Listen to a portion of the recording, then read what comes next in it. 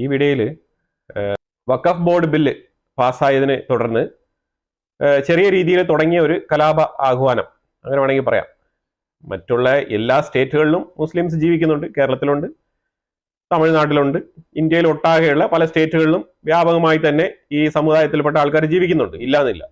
അവർക്കൊന്നും ഇല്ലാത്ത തരത്തിലുള്ള പ്രത്യേകതരം അസുഖം ഈ ഒരു വെസ്റ്റ് ബംഗാൾ എന്ന് പറഞ്ഞ സ്റ്റേറ്റിൽ ഈ ബംഗ്ലാദേശിനോട് ചേർന്ന് കിടക്കുന്ന ബോർഡർ ഷെയർ ചെയ്യുന്ന ഒരു 4 ഡിസ്ട്രിക്റ്റുകളുണ്ട്. ആ 4 ഡിസ്ട്രിക്റ്റുകളിൽപ്പെട്ട ആൾക്കാർക്ക്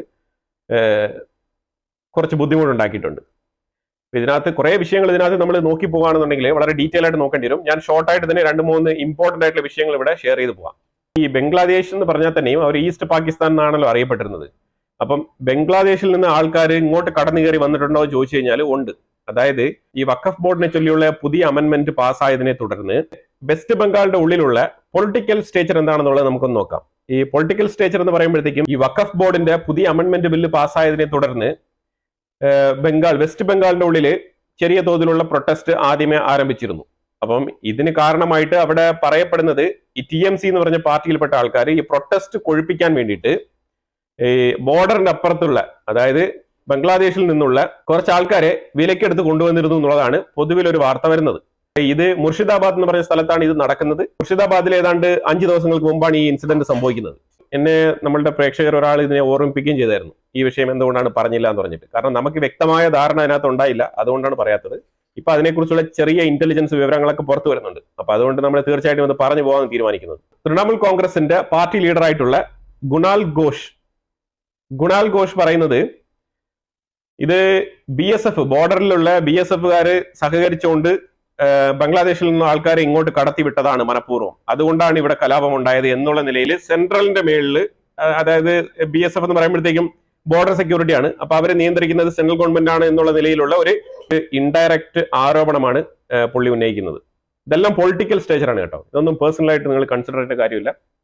ഇതെല്ലാം പൊളിറ്റിക്കൽ സ്റ്റേറ്റ്മെന്റുകളാണ്. പുള്ളി അത് പറഞ്ഞ് ആ ആരോ മാർക്ക് നേരെ BJPയുടെ സൈഡിലേക്ക് തിരിച്ചു വിട്ടിട്ട് പുള്ളിയുടെ കാര്യം നോക്കി. അടുത്ത് ആ സ്റ്റേറ്റിന്റെ തന്നെ ചീഫ് മിനിസ്റ്റർ ആയിട്ടുള്ള മമതാ ബാനർജി പറഞ്ഞ സ്റ്റേറ്റ്മെന്റ് വളരെ വളരെ ഇമ്പോർട്ടന്റ് ആണ്. അവർ പറഞ്ഞത് അതായത് പുതിയതായിട്ട് കൊണ്ടുവന്ന ഈ ഒരു വഖഫ് നിയമം നമ്മൾ വെസ്റ്റ് ബംഗാളിൽ നടപ്പാക്കില്ല എന്നാണ് അവർ പറഞ്ഞത്. അതിനിപ്പോ ഈ ഒരു കലാപം ഉണ്ടായതിനെ ഒന്ന് തടഞ്ഞു നിർത്താൻ വേണ്ടി പറഞ്ഞതാണോ, പഴയ വഖഫ് നിയമം മതി എന്നുള്ള നിലയിൽ അതിനെ അനുകൂലിച്ചുകൊണ്ട് പറഞ്ഞതാണോ എന്നൊന്നും നമുക്കറിയില്ല. എന്നാൽ അവർ ഈ ഒരു സ്റ്റേറ്റ്മെന്റ് ആണ് പറഞ്ഞത്. അത് പുതിയ അമെന്റ്മെന്റിനെ അവർ നടപ്പിലാക്കാൻ തയ്യാറല്ല അവരുടെ സ്റ്റേറ്റിൽ എന്നാണ് അവർ പറഞ്ഞത്. BJPയുടെ ലീഡറായിട്ടുള്ള വെസ്റ്റ് ബംഗാളിലെ അധികാരി എന്ന് പറഞ്ഞ ആ വ്യക്തി പറഞ്ഞത്, ശരിക്കും പുള്ളി അവിടെ പറഞ്ഞത് ഇത് ജിഹാദി മൂവ്മെന്റ് ആണ്, ജിഹാദി മൂവ്മെന്റ്സ് ആണ് ഇതിന്റെ പുറകിൽ എന്നാണ് പുള്ളിയുടെ സ്റ്റേറ്റ്മെന്റ്. ഇതെല്ലാം തന്നെ പൊളിറ്റിക്കൽ സ്റ്റേച്ചർ ഇങ്ങനെയാണ്. ഇനിയിപ്പോ ഇത് അപ്പാർട്ട് ഫ്രം പൊളിറ്റിക്സ് മാറ്റി നിർത്തിയിട്ട് ഇനി നമുക്ക് ഈ വിഷയത്തിലോട്ട് വരാം. ഏതാണ്ട് 400-500-ലധികം കുടുംബങ്ങൾ ഈ ഒരു പരിസരത്തിൽ നിന്നും മാറ്റിപ്പാർപ്പിക്കപ്പെട്ടിട്ടുണ്ട്. ഇവരെല്ലാവരും തന്നെ റിലീഫ് ക്യാമ്പുകളിലാണുള്ളത്. ഈ റിലീഫ് ക്യാമ്പുകൾ സ്ഥാപിച്ചത് എന്തുകൊണ്ടാണെന്ന് പറഞ്ഞാൽ ഇവരുടെ സ്വന്തം വില്ലേജിൽ തന്നെ അവർക്ക് താമസിക്കാൻ പറ്റാത്ത ഒരു സാഹചര്യം ഉണ്ടായതുകൊണ്ടാണ്. അത് ഹിന്ദുക്കൾക്കായാലും മറ്റുള്ള ഇതര മതസ്ഥർക്കായാലും അവിടെ താമസിക്കാൻ പറ്റുന്നില്ല. ആ രീതിയിലാണ് അവിടുത്തെ കാര്യങ്ങളുടെ പോക്ക്. അതായത് വെള്ളത്തിൽ പോയിസൺ കലർത്തി വിടുക, പിന്നെ ഈ നാടൻ തോക്കുകൾ കയ്യിൽ കൊണ്ട് നടക്കുക, ഇമാതിരിയുള്ള പരിപാടികളെല്ലാം അവിടെ കാണിക്കുന്നുണ്ട്. അവരുടെ ഓൺ വില്ലേജിൽ തന്നെയാണ് ഇത് കാണിക്കുന്നത്. 4 ഡിസ്ട്രിക്റ്റ് ആണ് ഇതിനകത്ത് ഇമ്പോർട്ടന്റ് ആയിട്ട് നമ്മൾ നോക്കേണ്ടത്. കാരണം അതാണ് ഫോക്കസ് പോയിന്റ്. ആ 4 ഡിസ്ട്രിക്റ്റുകളാണ് ഏറ്റവും കൂടുതൽ സെൻസിറ്റീവ് ആയിട്ടുള്ള ഏരിയാസ് എന്ന് പറയുന്നത്. ആ 4 ഡിസ്ട്രിക്റ്റുകൾ എന്ന് പറഞ്ഞാൽ മുർഷിദാബാദ്, മാൽഡ, ഹൂഗ്ലി, അതേപോലെ നോർത്ത് പർഗനാസ് 24. ഇത്രയും ഈ 4 ഡിസ്ട്രിക്റ്റുകളാണ് ഇതിനകത്ത് ഏറ്റവും ഇമ്പോർട്ടന്റ് ആയിട്ട് ഫോക്കസ് പോയിന്റ് ആയിട്ട് നിൽക്കുന്നത്. വളരെ സെൻസിറ്റീവ് ആയിട്ടുള്ള ഏരിയ ആണ് ഇത്. ഒരു കാര്യം ഇതിനകത്ത് പറയാതിരിക്കാൻ വയ്യ, ഈ 4 ഡിസ്ട്രിക്റ്റുകളും തന്നെ ബംഗ്ലാദേശ് എന്ന് പറഞ്ഞ രാജ്യത്തോട് വളരെ ചേർന്ന് കിടക്കുന്ന 4 ഡിസ്ട്രിക്റ്റുകളാണ്. ഈ വഖഫ് നിയമം ഇങ്ങനെ ഒരു അമെന്റ്മെന്റ് ബില്ല് പാസ്സാക്കി കൊണ്ടുവരുമ്പോഴത്തേക്കും ഇങ്ങനെ സെൻസിറ്റീവ് ആയിട്ടുള്ള ഏരിയകളിൽ നിന്നും ഒരു പക്ഷേ പ്രശ്നം ഉണ്ടാവാൻ സാധ്യതയുണ്ട് എന്നുള്ള ഒരു മുൻകരുതൽ സെൻട്രൽ ഗവൺമെന്റ് എടുക്കണമായിരുന്നു. അത് എടുത്തിട്ടില്ല. അതൊരു വീഴ്ചയാണ്. സെൻട്രൽ ഗവൺമെന്റ് പോയിട്ട് സ്റ്റേറ്റ് ഗവൺമെന്റ് പോലും എടുത്തിട്ടില്ല എന്നുള്ളതാണ്. അപ്പം സ്റ്റേറ്റ് ഗവൺമെന്റിന്റെ കീഴിലാണല്ലോ പോലീസ് ഫോഴ്സ് ഉള്ളത്. അപ്പൊ അവരെ വെച്ചെങ്കിലും അത് നടപ്പിലാക്കാമായിരുന്നു. ഈ പോലീസ് ഫോഴ്സിൽ തന്നെ എത്ര പേര് ശരിക്കും പറഞ്ഞാൽ ഈ ഒരു വഖഫ് നിയമത്തിനെ എതിർക്കുന്നു എന്നുള്ളത് നമുക്കറിയത്തില്ല. കാരണം നമ്മളൊരു ഡെമോക്രാറ്റിക് നേഷൻ ആയതുകൊണ്ട് അങ്ങനെ ആരെയും നമുക്ക് ചൂഴ്ന്ന് അങ്ങനെ പരിശോധിക്കാനൊന്നും പറ്റില്ല. അതുകൊണ്ട് അവരവരുടെ തലച്ചോറിൽ എന്താണ് ചിന്തിക്കുന്നത് എന്നുള്ളത് അത് അവരവർക്ക് മാത്രമേ അറിയുള്ളൂ എന്നുള്ളതാണ്. അപ്പൊ എന്തായാലും ഈ ഒരു സാഹചര്യത്തിൽ എല്ലാ നിയമവ്യവസ്ഥകളും പരാജയപ്പെടുത്തിക്കൊണ്ടാണ് ഈ ഒരു പ്രക്ഷോഭം അല്ലെങ്കിൽ ഈ ഒരു പ്രൊട്ടസ്റ്റ് അവിടെ അരങ്ങേറിയത്.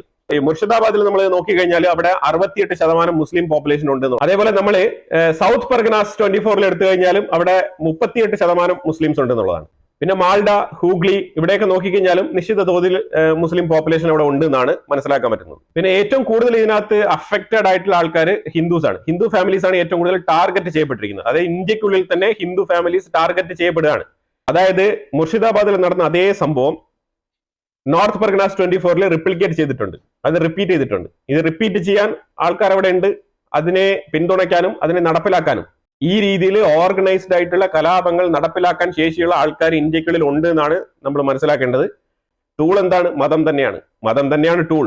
ഒരുപാട് fake news social media through spread ചെയ്തിട്ടുണ്ട്. നമ്മൾ ഇതിനെക്കുറിച്ച് പണ്ടേ സംസാരിച്ചിട്ടുണ്ട്. ഈ സോഷ്യൽ മീഡിയയിലാണ് ഇതിൽ ഏറ്റവും കൂടുതൽ ഇങ്ങനെ ഫേക്ക് ന്യൂസ് ഇങ്ങനെ കെട്ടിച്ചമച്ച് ഇറക്കുന്നത്. ഈ വഖഫ് നിയമത്തിനെ കുറിച്ചുള്ള ചർച്ച തുടങ്ങിയിട്ട് ഏതാണ്ട് 6 മാസത്തിലധികമായി. ഈ ഒരു പുതിയ വഖഫ് നിയമ ഭേദഗതി കൊണ്ടുവന്നത് പെട്ടെന്നൊന്നുമല്ല, ഇത് ഒരുപാട് നാളായി. 6 മാസത്തിലധികം ഇതിന്റെ ചർച്ചകളൊക്കെ നടന്നിട്ട് വളരെ ടൈം എടുത്താണ് ഇപ്പോൾ ഇത് കൊണ്ടുവന്നിരിക്കുന്നത്. ഈ വഖഫ് ബോർഡിനെ കുറിച്ചുള്ള ചർച്ചകൾ തുടങ്ങിയ കാലഘട്ടം മുതലേ ഇവർ എന്തെങ്കിലും പ്രൊട്ടസ്റ്റോ അല്ലെങ്കിൽ ചെറിയ എന്തെങ്കിലുമൊക്കെ ഒപ്പോസിഷനോ എന്തെങ്കിലും കാണിച്ചിട്ടുണ്ടോ എന്ന് ചോദിച്ചു കഴിഞ്ഞാൽ ഇങ്ങനെ ഒരു പരിപാടിയേ ഇല്ല അവിടെ. അതായത് ഇതൊരു സാഹചര്യമായിട്ട് കണ്ടെത്തിക്കൊണ്ട് പൊട്ടിപ്പുറപ്പെട്ട് ഇങ്ങനെ മുന്നോട്ട് വന്നതാണ്. ആഗോളതലത്തിലെ 2 പ്രൊട്ടസ്റ്റുകൾ ഞാൻ വേണമെങ്കിൽ ഓർമ്മിപ്പിക്കാം. അതൊന്ന് 1921 ക്രിട്ടിക്കൽ തിയറി എന്ന് പറഞ്ഞ കാർൽ മാർക്സിന്റെ ഒരു സിദ്ധാന്തത്തിനെ അടിസ്ഥാനമാക്കിക്കൊണ്ട് ജർമ്മനിയിൽ ഫ്രാങ്ക്ഫർട്ടിൽ നടന്ന ഒരു കലാപം. അതിന് ഇതേ തരത്തിലുള്ള ഒരു പശ്ചാത്തലം അതിനകത്തുണ്ടെന്നുള്ളതാണ്. ക്രിട്ടിക്കൽ തിയറി എന്ന് പറഞ്ഞാൽ നിങ്ങൾ ഓൺലൈനിൽ അടിച്ചു കഴിഞ്ഞാൽ നിങ്ങൾക്ക് തന്നെ മനസ്സിലാക്കാൻ പറ്റും. അത് വളരെ വലിയൊരു വിശാലമായ സബ്ജക്റ്റ് ആണ്. അത് നിങ്ങൾ മനസ്സിലാക്കി കഴിഞ്ഞാൽ ഒരു കലാപം എങ്ങനെ പൊട്ടിപ്പുറപ്പെടുന്നു അതിനെക്കുറിച്ചുള്ള വിശദമായ ഡീറ്റെയിൽസ് അതിനകത്ത് ഈ ഒരു ഫോർമുല അതിനകത്ത് കാണാൻ കഴിയും. അതേപോലെ തന്നെ ഈ ഒരു ക്രിട്ടിക്കൽ തിയറി അടിസ്ഥാനമാക്കിക്കൊണ്ട് നടന്ന സമീപകാലത്ത് നടന്ന അമേരിക്കയിൽ നടന്ന ഒരു പ്രൊട്ടസ്റ്റ് ആണ് ബ്ലാക്ക് ലൈഫ് മാറ്റർ എന്ന് പറഞ്ഞിട്ട് ഒരു സംഭവം. അതായത് ഈ പോലീസിന്റെ ഭാഗത്തു നിന്നും ഒരു വീഴ്ച വരുന്നു, അല്ലെങ്കിൽ ഒരു കറുത്ത വർഗ്ഗക്കാരനായിട്ടുള്ള ഒരു മനുഷ്യൻ കൊല്ലപ്പെടുന്നു. അതിനെ തുടർന്ന് ഉണ്ടായ പൊട്ടിപ്പുറപ്പെട്ട ഒരു കലാപം. അതായത് അന്നും ഇതേപോലെ ഡൊണാൾഡ് ട്രംപ് തന്നെയാണ് ഭരിച്ചുകൊണ്ടിരുന്നത്, പക്ഷെ അതേ ലീഡർ തന്നെയാണ് ഇന്നും അമേരിക്ക ഭരിക്കുന്നത്. പക്ഷെ ഇതിന്റെ ഇടയ്ക്ക് ഒരു കലാപം വന്നു പോയി. അത് എന്തിനു വേണ്ടിയിട്ടായിരുന്നു എന്ന് പറഞ്ഞു കഴിഞ്ഞാൽ കഴിഞ്ഞ 4 വർഷം എന്തായിരുന്നു അമേരിക്കയിൽ നടന്നതെന്നുള്ളത് നിങ്ങൾക്ക് തന്നെ മനസ്സിലാവും. ഇതിനെയാണ് ക്രിട്ടിക്കൽ തിയറി ബേസ് ചെയ്തിട്ടുള്ള 2 എക്സാമ്പിൾ ഞാൻ പറഞ്ഞു തന്നത്. അപ്പൊ അതുപോലൊരു പാറ്റേൺ ഇവിടെയും ഉണ്ടെന്നാണ് പൊതുവിൽ മനസ്സിലാക്കാൻ പറ്റുന്നത്. അപ്പൊ 3 ദിവസങ്ങൾക്ക് മുമ്പ് സൗത്ത് പർഗനാസ് 24 വീണ്ടും കലാപം ഉണ്ടാകുന്നു. അപ്പൊ ഈ കലാപം ഉണ്ടായതിനു ശേഷം സ്റ്റേറ്റുമായിട്ട് ബന്ധപ്പെട്ട് ഹോം സെക്രട്ടറി ഗോവിന്ദ് മോഹൻ പുള്ളി ഇതുമായിട്ട് ബന്ധപ്പെട്ട് ഇടപെടുകയാണ്. ഇപ്പൊ 9 കമ്പനി പോലീസിനെ അവിടെ വിന്യസിച്ചിട്ടുണ്ട്. 9 കമ്പനി, 9 കമ്പനി എന്ന് പറയുമ്പോൾ ഏതാണ്ട് 900 പോലീസ് അടുപ്പിച്ച് വരും. ആ രീതിയിലുള്ള പോലീസ് ടീമിനെ അവിടെ ഇറക്കിയിട്ടുണ്ട്. പക്ഷെ എന്നാലും ജനങ്ങൾക്ക് അവിടെ കോൺഫിഡൻസ് പോരാ. അവിടെ നിന്ന് ഇറങ്ങി മാറി താമസിക്കുന്ന റിലീഫ് ക്യാമ്പുകളിൽ താമസിക്കുന്ന ജനങ്ങളൊന്നും തന്നെ അവിടെ പോയി താമസിക്കാൻ, അവരുടെ ഗ്രാമങ്ങളിലേക്ക് പോകാൻ അവർ വിസമ്മതിക്കുകയാണ്. കാരണം പേടിയാണ്. കാരണം നിങ്ങൾ നോക്കിക്കഴിഞ്ഞാൽ പല ഏരിയാസിലും ക്ലോസ്ഡ് ബോർഡർ ഇല്ല, ഓപ്പൺ ആയിട്ടുള്ള ബോർഡറുകളാണ് കിടക്കുന്നത്. കാരണം അവിടെയൊക്കെ ഇതുവരെ ഫെൻസിങ് ആ ഒരു സിസ്റ്റം ഒന്നും ഇതുവരെ എത്തിയിട്ടില്ല. ആ രീതിയിലാണ് ഈ ഒരു ബോർഡറുകൾ കിടക്കുന്നത്. അപ്പൊ അതുകൊണ്ട് അവിടെ നിന്ന് ഒരു ആറ്റുവരമ്പ് കടന്നു കഴിഞ്ഞാൽ ഇങ്ങോട്ട് എത്താൻ പറ്റുന്ന അവസ്ഥയാണ് ബംഗ്ലാദേശിൽ നിന്ന്. അപ്പൊ ഇതിൽ പ്രാഥമികമായിട്ട് തിരികൊളുത്തിയത് ഈ TMC പാർട്ടി, അതായത് തൃണമൂൽ കോൺഗ്രസ് പാർട്ടി ഈ വഖഫിനെതിരെയുള്ള പ്രക്ഷോഭം കൊഴുപ്പിക്കാൻ വേണ്ടിയിട്ട് ആളെ ഇറക്കിയതാണ്. ശരിക്കും പറഞ്ഞാൽ ബംഗ്ലാദേശിൽ നിന്ന് ആളെ ഇറക്കിയതാണ്. അപ്പൊ അങ്ങനെ കൂലിക്ക് ഇറക്കിയ ആൾക്കാർ എന്ത് അജണ്ടയിലാണ് വന്നത്, അതിനകത്ത് ഏതൊക്കെ തരത്തിലുള്ള ആൾക്കാരുണ്ടെന്നുള്ളത് ഇന്റലിജൻസ് ബ്യൂറോ IB റിപ്പോർട്ട് പുറത്തു വരുന്നുണ്ട്. ചെറിയ തോതിലാണ് ഇതിന്റെ വാർത്തകളൊക്കെ വരുന്നത്. ഈ ഹോം സെക്രട്ടറി ഗോവിന്ദ് മോഹന്റെ ഉത്തരവിനെ തുടർന്ന് ഏതാണ്ട് 200-ലധികം ആൾക്കാർ അറസ്റ്റ് ചെയ്തിട്ടുണ്ട്. ഇന്നും മുർഷിദാബാദ് ഉൾപ്പെടെ നോർത്ത് പർഗനാസ് 24 ഉൾപ്പെടെ കലാപങ്ങൾ തന്നെയാണ് നടക്കുന്നത്. പോലീസ് ഫോഴ്സ്, ആംഡ് ഫോഴ്സ് എല്ലാം തന്നെ അവിടെ ഡിപ്ലോയ് ചെയ്തിരിക്കുകയാണ്. പക്ഷേ വൈകിപ്പോയി, അതാണ് പറയാനുള്ളത്. ഇന്റർനെറ്റ് കട്ട് ചെയ്തിരിക്കുകയാണ്. ഇന്റർനെറ്റ് ഫെസിലിറ്റി കട്ട് ചെയ്തതിനു ശേഷമാണ് കുറച്ചെങ്കിലും കൺട്രോൾ കൊണ്ടുവരാൻ പറ്റിയത് എന്നാണ് പൊതുവിൽ വിലയിരുത്തപ്പെടുന്നത്. കാരണം ആ രീതിയിൽ ഫേക്ക് ന്യൂസ് ആണ്. ഈ ഫേക്ക് ന്യൂസ് എന്ന് പറഞ്ഞാൽ പ്രധാനമായിട്ടും വെസ്റ്റ് ബംഗാളിലെ ഉള്ളിലുള്ള മുസ്ലിംസിനെ പേടിപ്പെടുത്തുന്നത് നിങ്ങളുടെ സ്ഥലങ്ങളെല്ലാം ഇപ്പൊ തന്നെ അങ്ങ് എടുത്തോണ്ട് പോകും, മുസ്ലിംസിന്റെ സ്ഥലങ്ങളെല്ലാം നിങ്ങളുടെ കയ്യിൽ നിന്ന് ഇപ്പൊ തന്നെ തട്ടിപ്പറിച്ചെടുക്കും എന്നുള്ള നിലയിലുള്ള ഫേക്ക് ആയിട്ടുള്ള സോഷ്യൽ മീഡിയ പ്രസ്താവനകളാണ് വളരെയധികം സ്പ്രെഡ് ചെയ്യപ്പെടുന്നത്. ഇതൊക്കെ കൺട്രോൾ ചെയ്യാൻ വേണ്ടിയിട്ടാണ് ഈ ഒരു ഇന്റർനെറ്റ് കട്ട് ചെയ്തത്. പിന്നെ തീർച്ചയായിട്ടും ഒരു കലാപം വന്നു കഴിഞ്ഞാൽ ഇന്റർനെറ്റ് കട്ട് ചെയ്യുന്നത് വളരെ നല്ലതാണ്. ഇതിനകത്ത് ബന്ധപ്പെട്ട് 2 സംഘടനകളുടെ പേര് ഇന്റലിജൻസ് ബ്യൂറോ പുറത്തുവിട്ടിട്ടുണ്ട്. അതിലൊന്ന് JMB, ജമാഅത്ത് മുജാഹിദീൻ ബംഗ്ലാദേശ്, ഇത് ഒരു ടീം. 2 ABT ബംഗ്ലാ എന്ന് പറഞ്ഞാൽ അറിയാലോ, അൻസറുള്ള ബംഗ്ലാ ടീം. ഈ 2 ടീമുകളാണ് ഇതിനകത്ത് ഏറ്റവും കൂടുതൽ ഇൻവോൾവ് ആയിരിക്കുന്നതായിട്ട് ഇന്റലിജൻസ് റിപ്പോർട്ട് പുറത്തു വരുന്നുണ്ട്. ഈ ഓപ്പൺ ആയിട്ട് കിടക്കുന്ന ബോർഡറിലൂടെ ആ റിവർ ക്രോസ് ചെയ്ത് ഇങ്ങോട്ട് വരുന്ന ഒരു അവസ്ഥയാണ്. പല രീതിയിലും ഇവർ ഇൻഫിൽട്രേറ്റ് ചെയ്യുന്നുണ്ട്. അതായത് ബംഗ്ലാദേശിൽ നിന്ന് ആൾക്കാർ ഇങ്ങനെ വന്നിട്ടുണ്ട്, ഈ സമരത്തിന് വേണ്ടിയിട്ട് കൊണ്ടുപോയിട്ടുണ്ട്, ഭരണകക്ഷിയുടെ സെൻട്രൽ ഗവൺമെന്റിനെതിരെയുള്ള പ്രൊട്ടസ്റ്റ് കൊഴുപ്പിക്കാൻ വേണ്ടിയിട്ട് ഇങ്ങനെ ആൾക്കാരെ കൊണ്ടുപോയിട്ടുണ്ട് എന്നുള്ള ഒരു അവസരം കണ്ട ഉടനെ ഈ ABT ബംഗ്ലാ, അതേപോലെ ഈ ഒരു മുജാഹിദ് ടീം, ഇവരെല്ലാം കൂടെ ചേർന്നിട്ട് എങ്ങനെയെങ്കിലും ഇന്ത്യക്കുള്ളിൽ ഈ ഒരു അവസരം എന്തെങ്കിലും ഉപയോഗിക്കാൻ പറ്റുമോ എന്ന് കാത്തിരുന്നത് പോലെയാണ് അവർ ഈ ഒരു പ്രക്ഷോഭം അഴിച്ചുവിട്ടതായിട്ട് മനസ്സിലാക്കാൻ പറ്റുന്നത്. ഇനിയിപ്പോ ഇതിന്റെ പുറകെ എന്താണ് തെളിവെന്ന് ചോദിച്ചു കഴിഞ്ഞാൽ തെളിവ് ഇതാ വരുന്നുണ്ട്. നമ്മൾ ഇതിനു മുമ്പ് തന്നെ പല വീഡിയോകളിൽ പറഞ്ഞതാണ്, ബംഗ്ലാദേശിൽ ഈ ഒരു പൊളിറ്റിക്കൽ ചേഞ്ച് ഉള്ളത് കൊണ്ട് തന്നെ തീർച്ചയായിട്ടും ഇന്ത്യക്കെതിരെ ഏതെങ്കിലും ഒരു ഓപ്പർച്യൂണിറ്റി കിട്ടിക്കഴിഞ്ഞാൽ അവർ ഇങ്ങനെ വരും എന്നുള്ളത് നമ്മൾ ആവർത്തിച്ച് പല വീഡിയോകളും പറഞ്ഞാണ്. പക്ഷേ ഗവൺമെന്റിന്റെ സൈഡിൽ നിന്ന് കുറച്ചുകൂടെ ശക്തമായ നടപടി ബംഗ്ലാദേശിനെതിരെ വേണം. ഇത് ഞാൻ പല വീഡിയോകളിൽ ആവർത്തിച്ച് പറഞ്ഞിട്ടുണ്ട്. പക്ഷെ അതിന് ഒരു രീതിയിലും നമ്മൾ മുസ്ലിംസിനെതിരെ നടപടി വേണം എന്നല്ല പറയുന്നത്. ബംഗ്ലാദേശ് എന്ന് പറഞ്ഞ ഒരു രാജ്യം എന്ന് പറഞ്ഞാൽ അവർ ഇന്ത്യയെ എങ്ങനെ തുലയ്ക്കാമെന്ന് പറഞ്ഞുകൊണ്ട് തീർച്ചയായിട്ടും പാകിസ്ഥാനോടൊപ്പം ചേർന്ന് നിന്നുകൊണ്ട് ഇപ്പൊ അതിശക്തമായ രീതിയിൽ ഇന്ത്യക്കെതിരെയുള്ള നീക്കങ്ങളാണ് അവർ നടത്തിക്കൊണ്ടിരിക്കുന്നത്. ആ ഒരു നീക്കം നമ്മൾ ചെറുതായിട്ട് കാണാൻ പാടില്ല. കാരണം ബംഗ്ലാദേശ് എന്ന് പറയുന്നത് വേറൊരു രാജ്യമാണ്. അപ്പൊ അവരെ ആ നിലയ്ക്ക് തന്നെ നിർത്തണം. ലോകത്തിലെ 4ാമത്തെ ഡിഫൻസ് പവർ എന്നൊക്കെ പറഞ്ഞുകൊണ്ട് ഇന്ത്യ ഇരിക്കുന്നവർ എന്തിനാണ്? ഇതൊക്കെ വെളിയിൽ ഇങ്ങനെ പറഞ്ഞു നടന്നിട്ട് കാര്യമില്ല. ചെയ്യേണ്ട കാര്യങ്ങൾ വളരെ വ്യക്തമായിട്ട് തന്നെ ചെയ്യണം. ഇന്ത്യക്കുള്ളിൽ ഇവരെങ്ങനെയാണ് ഈ ഒരു കലാപാഹ്വാനം നടത്തിയതും ഈ കലാപം സൃഷ്ടിച്ചെന്ന് പറഞ്ഞു കഴിഞ്ഞാൽ ഇതിനകത്തൊരു സംഘടനയുടെ പേര് വരുന്നുണ്ട്, ISF എന്ന് പറയുന്നത് ഇന്ത്യൻ സെക്യുലർ ഫ്രണ്ട്. ഇവരുടെ പേരുകളെല്ലാം എപ്പോഴും സെക്യുലർ ഫ്രണ്ട്, എന്തെങ്കിലുമൊക്കെ ഫ്രണ്ട് ആയിരിക്കും. ആ രീതിയിലുള്ള ഒരു പേരിലാണ് ഈ ഒരു സംഘടന പ്രവർത്തിക്കുന്നത്, ISF. ഇതാണ് സംഘടനയുടെ പേര്. സംഘടന രൂപീകരിച്ചത് അബ്ബാസ് സിദ്ദിഖി എന്ന് പറഞ്ഞ ഒരു വ്യക്തിയാണ്. ഈ അബ്ബാസ് സിദ്ദിഖി എന്ന് പറയുന്ന ഇയാള് സ്വന്തമായിട്ട് ഒരു മോസ്ക് വരെ പണിത് കൊടുത്തിട്ടുണ്ട്. ആ രീതിയിലുള്ള ഒരു വ്യക്തിയാണ് ഇയാൾ. അപ്പൊ അത്രയ്ക്ക് ഇൻഫ്ലുവൻഷ്യൽ ആണ്, ഇസ്ലാം സമൂഹത്തില് ഇൻഫ്ലുവൻഷ്യൽ ആയിട്ടുള്ള ഒരു വ്യക്തിയാണ് ഈ ഒരു അബ്ബാസ് സിദ്ദിഖി എന്ന് പറഞ്ഞ ആള്. ഇയാൾ സ്വന്തമായിട്ട് മോസ്ക് പണിത് കൊടുത്ത് ആ രീതിയിലുള്ള ദീനിയായിട്ട് ഈ വഖഫ് നിയമവും അതേപോലെ തന്നെ ഈ പള്ളിയുമായിട്ടൊക്കെ ബന്ധപ്പെട്ടിരിക്കുന്നതുകൊണ്ട് തന്നെ ചിലപ്പം അയാളുടെ പള്ളിയുടെ കീഴിൽ ഒരുപാട് സ്വത്തുക്കൾ ഉണ്ടാവാം, നമുക്കറിയില്ലല്ലോ. അയാളുടെ സ്വത്തുക്കളൊക്കെ കൈമോശം വരും എന്നുള്ള നിലയിലൊക്കെ അയാൾ ചിന്തിച്ചിട്ടുണ്ടാവാം. അതൊക്കെ അന്വേഷിച്ച് കണ്ടെത്തേണ്ട വിഷയങ്ങളാണ്. പക്ഷെ ഈ വ്യക്തിയാണ് ഇതിന്റെ പുറകിൽ. ഇവര് TMCക്കും BJPക്കും ഓപ്പോസിറ്റ് ആണ്. ഇവര് TMCയും ഇവർ എതിർക്കുന്നുണ്ട്, BJP എതിർക്കുന്നുണ്ട്. അതിലുപരിയായിട്ട് ഇവര് 2021ലും 2024ലും ഇലക്ഷനിൽ മത്സരിച്ചിട്ടുണ്ട്.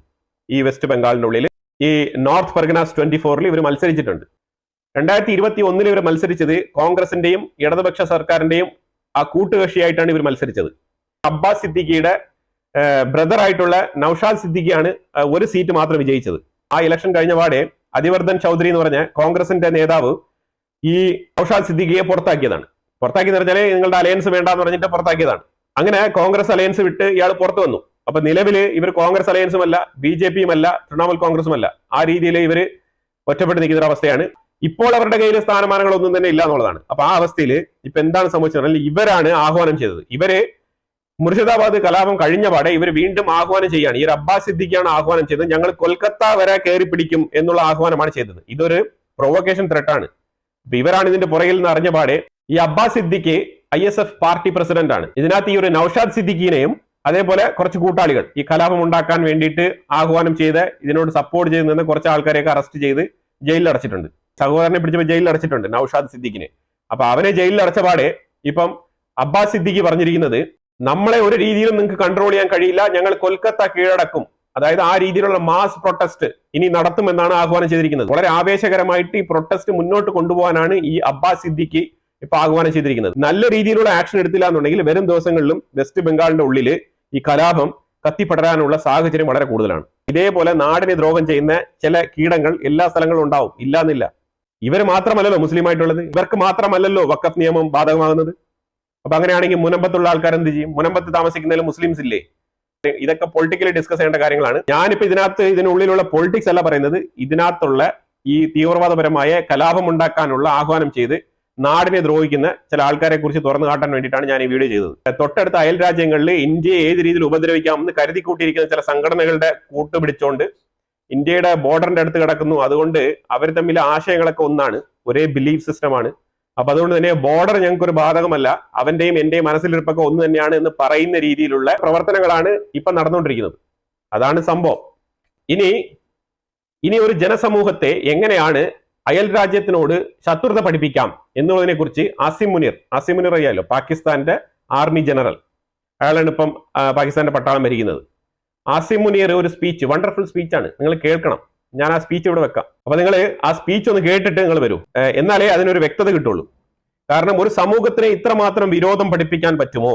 Well, our forefathers, they thought that we are different from the Hindus in every possible aspect of life. Our religion is different, our customs are different, our traditions are different, our thoughts are different, our ambitions are different.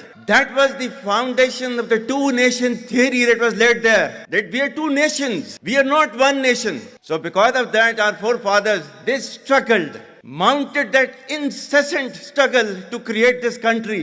Our forefathers, they have sacrificed immensely, and we have sacrificed a lot for the creation of this country.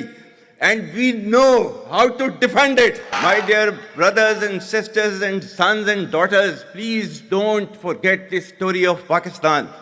And don't forget to narrate the story of Pakistan to your next generation so that their bond with Pakistan, it never weakens. Whether it is the third generation or the fourth generation or the fifth generation, they know that what Pakistan is for them.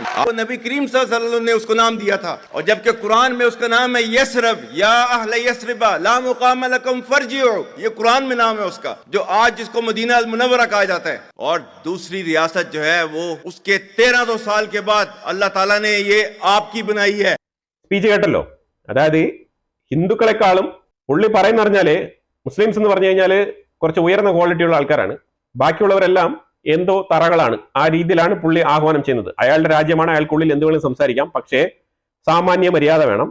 കാരണം ആ രാജ്യത്ത് Hindu minorities ഉണ്ട് എന്ന് ആ രാജ്യം തന്നെയാണ് പറയുന്നത്. എന്നിട്ടാണ് ആ രാജ്യത്തുള്ള മൈനോറിറ്റീസ് അപ്പൊ എന്തായിരിക്കും അവരുടെ അവസ്ഥ എന്നുള്ളത് എനിക്ക് ചിന്തിച്ചു പോകാൻ പറ്റുന്നത്. ഇതിനകത്ത് മതത്തിലുപരിയായിട്ട് മനുഷ്യത്വം എന്നുള്ളൊരു പരിപാടി ഉണ്ട്, അത് അവിടെ ഇല്ല എന്നുള്ളതാണ് ഇത് കണ്ടപ്പോൾ മനസ്സിലായത്. കാരണം ഇതിലെല്ലാം എനിക്ക് ഹൈലൈറ്റ് ആയിട്ട് തോന്നിയത് അവസാനം കിട്ടിയ ഒരു ക്ലാപ്പ് ഉണ്ടല്ലോ, ആ ക്ലാപ്പാണ്. അപ്പൊ കാരണം ഇത്രമാത്രം വിരോധികളായിട്ടുള്ള തലച്ചോറ് അവിടെ പ്രവർത്തിക്കുന്നുണ്ടെന്നുള്ളതാണ് മനസ്സിലാക്കേണ്ടത്. ഇന്ത്യയുടെ, അതായത് ഹിന്ദുക്കളോട് ഒരിക്കലും സമരസപ്പെട്ട് ജീവിക്കാൻ അവർക്ക് കഴിയില്ല. അതുകൊണ്ട് നമ്മളുടെ ആൻസസ്റ്റേഴ്സ്, നമ്മളുടെ മുതുമുത്തശ്ശന്മാർ എങ്ങനെയാണ് ഈ രാജ്യം ഉണ്ടാക്കിയത്, എന്ത് കഷ്ടപ്പെട്ടിട്ടാണ്, ആരുടെയൊക്കെ ജീവൻ കൊടുത്തിട്ടാണ് ഈ രാജ്യം നേടിയത് എന്നുള്ള നിലയിലുള്ള സ്റ്റേറ്റ്മെന്റ് ആണ് പുള്ളി പറഞ്ഞു വെക്കുന്നത്. അതിലവർ പ്രൗഡാണ്, ഡെഫിനറ്റ്ലി അവർ പ്രൗഡായിട്ട് തന്നെ ഇരിക്കേണ്ടത്. പക്ഷെ അത് മറ്റുള്ളവന്റെ നെഞ്ചത്ത് പൊങ്കാലായിട്ടോണ്ടല്ല അവർ പ്രൗഡായിട്ട് ഇരിക്കേണ്ടത്. അവർക്കൊരു രാജ്യം കിട്ടിക്കഴിഞ്ഞു, അത് കിട്ടിയിട്ട് ഏതാണ്ട് 70-75 വർഷമായി. അപ്പൊ അതുകൊണ്ട് അവർ 75 വർഷം കൊണ്ട് എവിടെ എത്തി എന്നുള്ളതും ഇന്ത്യ എവിടെ എത്തി എന്നുള്ളതുമാണ് അവർ താരതമ്യം ചെയ്ത് നോക്കേണ്ടത്. അപ്പൊ അതിലൂടെ മനുഷ്യന്റെ പുരോഗതി എവിടെയാണ് സംഭവിച്ചിരിക്കുന്നത് എന്നുള്ളത് അവർക്കൊരു ഗ്രേറ്റ് എക്സാമ്പിൾ ആയിട്ട് ഇന്ത്യ എന്നും നിൽക്കും. ഇന്ത്യ ഇതേപോലെ തന്നെ മുന്നോട്ട് പോവുകയും ചെയ്യും. ഇതിലേറെ ഉയരങ്ങളിൽ ഇന്ത്യ എത്തും. അത് കണ്ട് പൈസ ഇല്ലാണ്ട് പട്ടിണിയായിട്ട് തന്നെ ഇതേ മാനസികാവസ്ഥയോട് വൈരാഗ്യത്തോട് ഇങ്ങനെ തന്നെ ഇരുന്ന് പോകുന്ന ഒരു അവസ്ഥ ഉണ്ടാവും. ആണ് നമ്മൾ മനസ്സിലാക്കേണ്ടത് ശരിക്കും. അല്ലാതെ വിരോധം പഠിപ്പിച്ചിട്ട് കാര്യമില്ല. നമ്മുടെ ഇന്ത്യക്കുള്ളിൽ ആരും ഇങ്ങനെ ഒരു ഹേറ്റ്രഡ് സ്പീച്ച് നടത്തുമെന്ന് എനിക്ക് തോന്നുന്നില്ല. അപ്പൊ എന്തായാലും ഇതിനെക്കുറിച്ചുള്ള അഭിപ്രായങ്ങൾ കമന്റ് ബോക്സിൽ രേഖപ്പെടുത്തുക. കൂടുതൽ വിഷയങ്ങളുമായിട്ട് അടുത്ത വീഡിയോയിൽ വരാം. Thank you so much.